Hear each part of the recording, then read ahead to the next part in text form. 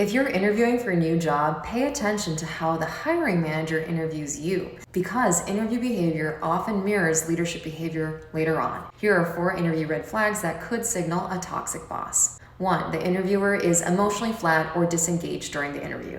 If the hiring manager is cold, guarded, or difficult to read, expect that same emotional distance once you're hired. Leaders with low emotional expressiveness are rated by employees to be less trustworthy, less empathetic, and less supportive.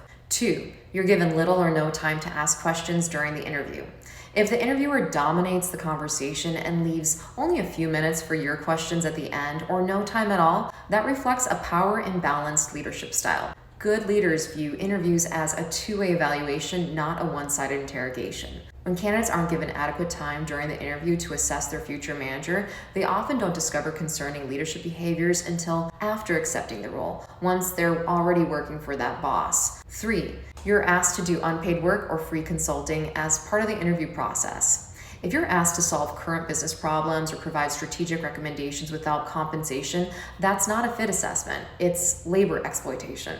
Hiring managers who ask you to do homework, deliverables, or presentations often have entitlement and boundary violations, which rarely stop once someone is hired.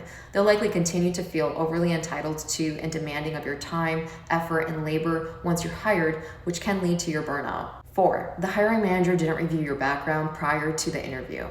If the hiring manager doesn't review your resume but expects full preparation from you going into the interview, it may indicate they have unequal respect for time, effort, and interest.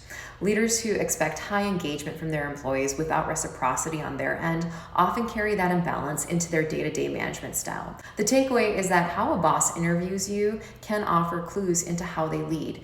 Your future boss's disengagement, control, or boundary violations during the interview process typically get worse, not better, after you're hired. So choose leaders who demonstrate respect, interest, and fairness toward you during the interview process, and follow me for more workplace psychology insights.